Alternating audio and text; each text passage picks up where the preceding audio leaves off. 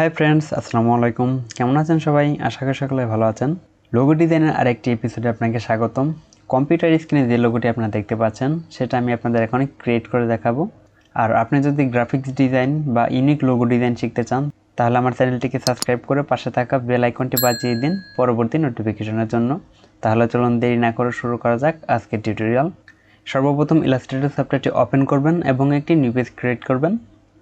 Logo design করার জন্য toolbar থেকে রেক্টেঙ্গেল টুলের উপর রাইট ক্লিক করে এখান থেকে ইলিপস টুল সিলেক্ট করবেন। শিফট প্রেস করে রেখে একটি ইলিপস টানবেন। এটার স্ট্রোক কালার নান করে দিবেন এবং ফিল কালার আপনি যে কোনো একটি কালার দিয়ে রাখবেন। এবার এটাকে কপি করবেন। কিবোর্ড থেকে কন্ট্রোল সি দিয়ে কপি করবেন এবং কন্ট্রোল এফ দিয়ে এটা ফন্টে পেস্ট করবেন এবং উপর ইলিপসটা অল্টার প্লাস শিফট প্রেস করে একটু ছোট করে নেবেন। এবার নিচের বড় ইলিপসটাকে সিলেক্ট করে এটার ফিল কালারটি স্ট্রোক কালারে রিভার্স করে দিবেন। এখান থেকে স্ট্রোক বাড়িয়ে নেবেন। তো এখানে দেখতে পাচ্ছেন আমার স্ট্রোক লাইন বাহির সাইড দিয়ে আছে। তো এটাকে মাঝখানে আনার জন্য স্ট্রোক অপশন থেকে এটা ক্লিক করে দিলে এটা মাঝখানে হয়ে যাবে। এবার স্ট্রোক আপনি আপনার পরিমাণ মতো বাড়িয়ে নেবেন। আমি 40 পিক্সেল রাখছি। এবার ইলিপসটি আমাদের পাতে আছে, এটাকে আমাদের শেপে কনভার্ট করতে হবে। তার জন্য অবজেক্ট থেকে এক্সপ্যান্ড করবেন। ওকে, এবার টুলবার থেকে এখান থেকে রেক্টেঙ্গেল টুল সিলেক্ট করবেন। মাঝখান বরাবর কতটুকু অংশ আপনি কাটতে চাচ্ছেন সেই অনুযায়ী একটি রেক্টেঙ্গেল টানবেন। এবার সবগুলোকে একটা সিলেক্ট করবেন, অ্যালাইন করে দিবেন। এখান থেকে অ্যালাইন করে নেওয়ার পর সিলেক্ট থাকা অবস্থায় টুলবার থেকে শিপ বিল্ডার টুলটি সিলেক্ট করবেন এবং মাঝখানের অংশটুকু কাটার জন্য কার্সরের পয়েন্টারটি আপনারা দেখতে পাচ্ছেন এখন প্লাসে আছে। কিবোর্ড থেকে অল্টার প্রেস করলে এটা মাইনাস হবে। এবারে বরাবর টেনে দিন। তো কেটে গেছে। এখন লেটার লিখতে হবে। টুলবার থেকে টাইপ টুল ক্লিক করে টাইপ করবেন।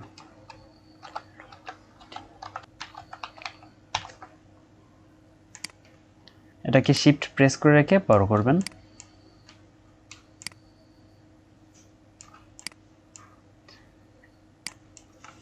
এখান থেকে ফন্ট চেঞ্জ করবেন। লাইক আমি এই ফন্টটি ব্যবহার করছি, রোবোটো বোল্ড। এবার সবগুলো একসাথে সিলেক্ট করে অ্যালাইন করে দিবেন। এবার এই উপরের অংশটিকে আমরা কাটবো। তো টুলবার থেকে লাইন সেগমেন্ট টুল সিলেক্ট করবেন। এটা শুধু সোজা লাইন টানার ক্ষেত্রে ব্যবহার করা হয়। তো এই বরাবর আমি একটি লাইন টেনে দিচ্ছি। যে বরাবর আপনি কাটতে চাচ্ছেন সেই বরাবর লাইন টানবেন। আরেকটি লাইন আমি এ বরাবর টেনে নিচ্ছি।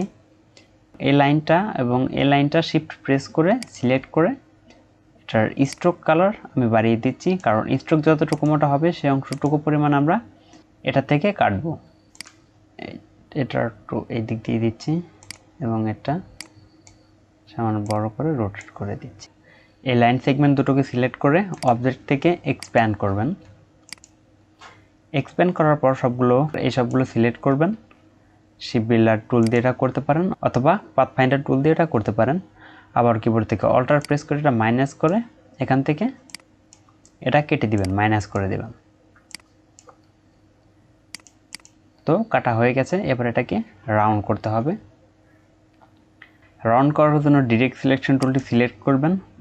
অ্যাঙ্কর পয়েন্টে একটি ক্লিক করে এই ডট আইকন যতটুকু টানবেন তত রাউন্ড হবে। এটা আমি এই পরিমাণ রাউন্ড করে দিচ্ছি। একইভাবে এটাকে সিলেক্ট করবেন এবং শিফট প্রেস করে এটা সিলেক্ট করে রাউন্ড করে নেবেন। ক্লিক করে জাস্ট এই অংশটা টেনে দিবেন। আবার চলে যাবেন টুলবারে। টুলবার থেকে এখান থেকে রেক্টেঙ্গেল টুল সিলেক্ট করবেন এবং শিফট প্রেস করে একটি রেক্টেঙ্গেল টানবেন।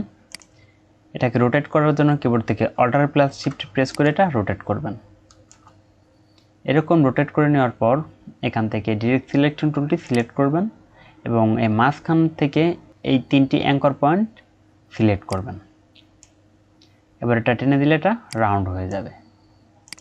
তো এটাকে আমি ছোট করছি এবং এটার কালার আমি চেঞ্জ করে দিচ্ছি। এটাকে আমি রোটেট করে নিচ্ছি। এটা আমি আর একটু ছোট করে নিচ্ছি। এবং এটাকে কপি করার জন্য কিবোর্ড থেকে অল্টার প্রেস করে ড্র্যাগ করে এটা টানলেই কপি হবে। এটা একটু রোটেট করে দিচ্ছি।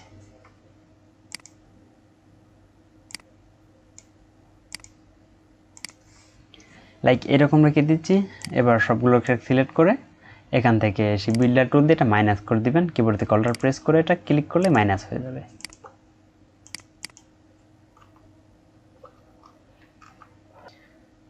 এবার এখানে আমাদের একটি পাতা ড্র করতে হবে। তার জন্য টুলবার থেকে ইলিপস টুল সিলেক্ট করবেন এবং শিফট প্রেস না রেখে একটি ইলিপস নেবেন। এখানে আমি জুম করে নিচ্ছি। এই দুই কোণা শুরু করার জন্য ডিরেক্ট সিলেকশন টুলটি সিলেক্ট করবেন, এই অ্যাঙ্কর পয়েন্টে ক্লিক করবেন এবং এই হ্যান্ডেল বারগুলো টেনে দিবেন এই মাঝখানের অ্যাঙ্কর পয়েন্টে। আবার এখানে একটি ক্লিক করবেন, হ্যান্ডেল বেরিয়ে আসার পর এটা টেনে দিবেন এই মাঝখানে অ্যাঙ্কর পয়েন্টে একইভাবে টেনে দিবেন। তো দেখতে পাচ্ছেন এটা সহজে একটি পাতা ড্র হয়ে গেল। এবার এটাকে রোটেট করে নেবেন।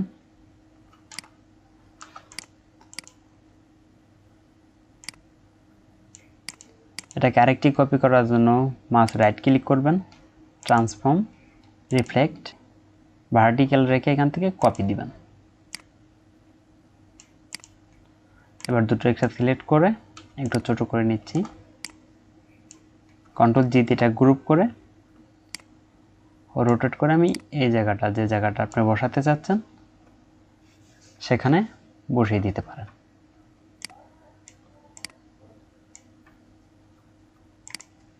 তো লাইক আমি এই জায়গাটা রাখছি।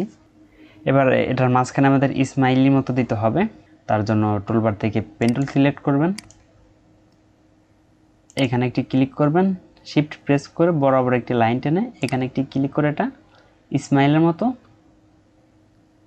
কার্ভ করে ছেড়ে দেবেন।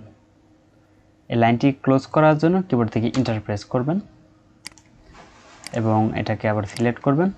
এটার স্ট্রোক কালার দিয়ে দিবেন, যে কোনো একটি স্ট্রোকে কালার দিয়ে দিবেন।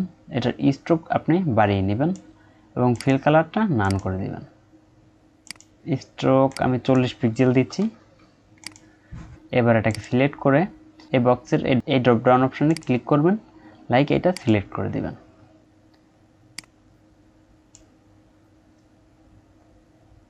এবার এটা যদি আপনারা লক্ষ্য করেন তাহলে এটা পাতে আছে। এবার এটাকে শেপে কনভার্ট করতে হবে।